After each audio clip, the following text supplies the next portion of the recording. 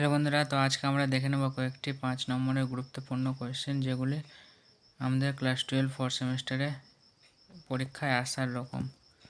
তো চলো দেখে নিই সেই কোয়েশ্চেনগুলো। তো বন্ধুরা, প্রথম কোয়েশ্চেনটি মোস্ট ইম্পর্ট্যান্ট, দেখে রাখবে।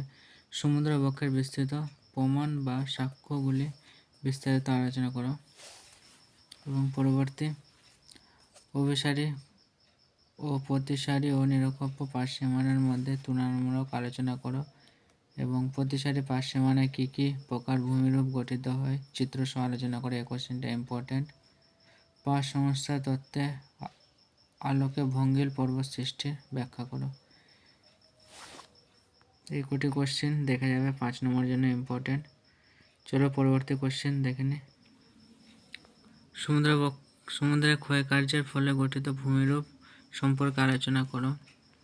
এবং বায়ুর অবঘর্ষ ও অপসারণ প্রক্রিয়ার ক্ষয়ের ফলে সৃষ্ট ভূমিরূপ সম্পর্কে লেখো। এবং বায়ুর সঞ্চয় কার্যের ফলে সৃষ্ট ভূমিরূপ সম্পর্কে আলোচনা করো। এই কোশ্চেনগুলো ইম্পর্ট্যান্ট, দেখে রাখবে। পরবর্তী কোশ্চেনগুলো দেখে নাও, most important. Landscape is the function of structure, process and time. উক্তিটি ব্যাখ্যা করো। এবং উইলিয়াম মরিস ডেভিস বর্ণিত ক্ষয়চক্রের বিভিন্ন পর্যায়গুলির উপযুক্ত চিত্রসহ আলোচনা করো। এবং ডেভিসের মরু ক্ষয়চক্রের পর্যায়গুলি উপযুক্ত চিত্রসহ ব্যাখ্যা করো। এবং তার সঙ্গে এটিও দেখে রাখবে, পূর্ণ যৌবন লাভের ফলে গঠিত ভূমিরূপগুলি সম্পর্কে চিত্রসহ আলোচনা। এই কোশ্চেনগুলো মোস্ট ইম্পর্ট্যান্ট, দেখে রাখবে। পরবর্তী কোশ্চেনটি দেখে নাও। ক্রান্তীয় ঘূর্ণাপাতের উৎপত্তি থেকে বিন্যাসের বিভিন্ন পর্যায়গুলি চিত্রসহ আলোচনা করো। ইম্পর্ট্যান্ট কোশ্চেন, পরীক্ষাতে আসার রকম।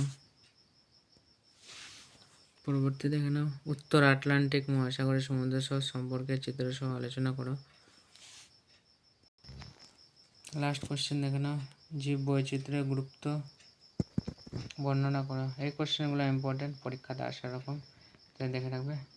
ভিডিওটি ভালো লাগলে লাইক, শেয়ার, সাবস্ক্রাইব করে দেবে। Thank you so much, by.